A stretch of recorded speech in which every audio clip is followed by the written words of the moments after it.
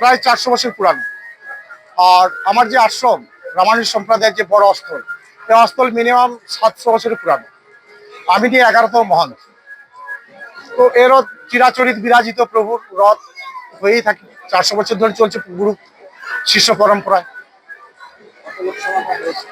প্রায় 10-15 হাজার লোক, সে তো আপনি দেখছেন। রথযাত্রা উপলক্ষে আমি চাই আধ্যাত্মিক চেতনা সবার মধ্যে আসুক, মানুষের মধ্যে সামাজিক বিকাশ হোক, সেবামূলক কাজকর্ম হোক। রথযাত্রা, পবিত্র রথযাত্রা, এই রথযাত্রা আমাদের চন্দ্রকোনার একটা প্রাচীন রথযাত্রা। মানে আমরা শৈশব থেকেই দেখেছি এখানে রথ টানা হয়। আমরা বাড়ির গুরুজনদের সাথে এখানে এসেছি, আর প্রত্যেক বছরই এরকম লোক হয়। আজকে প্রচুর লোক হয়েছিল। আর আমি রথে দড়ি ধরে টানলাম।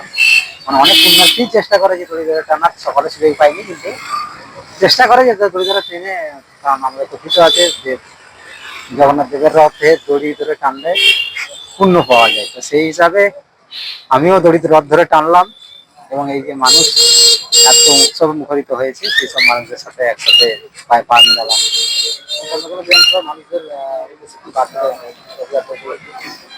রথযাত্রা উপলক্ষে একটাই বার্তা, যে আপনারা চেয়েছিলেন, তাই সরকার পরিবর্তন হয়েছে, নতুন সরকার এসেছে। এইবার সকলের মিলিত প্রচেষ্টায় আমরা এলাকার উন্নয়ন ঘটাবো, চন্দ্রকোনা বিধানসভাকে আরো উন্নত জায়গায় নিয়ে যাবো। তো সেটা শুধুমাত্র সরকারের প্রচেষ্টাই হবে না, জনগণের সর্বাঙ্গীন সহযোগিতার প্রয়োজন। চন্দ্রকোনা আপামর চন্দ্রকোনা বিধানসভাবাসীকে বলবো যে আপনারা শুধু দায়িত্ব ভোট দিয়ে সরকার আনাই দায়িত্ব শেষ করবেন না, আমাদের সাথে একসাথে মিলিতভাবে আমরা এলাকার উন্নয়ন করাবো এবং চন্দ্রকোনা বিধানসভাকে আরো উন্নত চন্দ্রকোনা বিধানসভায় তৈরি করবো। এটা চন্দ্রকোনার 4.5 বছর পুরানো রথ, মানে বিশাল ঐতিহ্যবাহী রথ। প্রতি বছর নেয়, এই বছর খুব সুন্দরভাবে রথ হয়েছে, এবং প্রত্যন্ত গ্রাম থেকে মানুষের ভিড় হয় এখানে এই রথ দেখার জন্য। আর আমি সমস্ত পৌরবাসীকে বা যারা বাইরে থেকেও এসেছে সমস্ত মানুষকে আমার এই রথের শুভেচ্ছা, অভিনন্দন। মহারাজের অনেক ধন্যবাদ।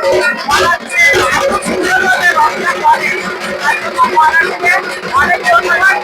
মহারাজকে বলবো আগামী দিনে যেন আরো ভালো করে সুন্দরভাবে রথটা হয়।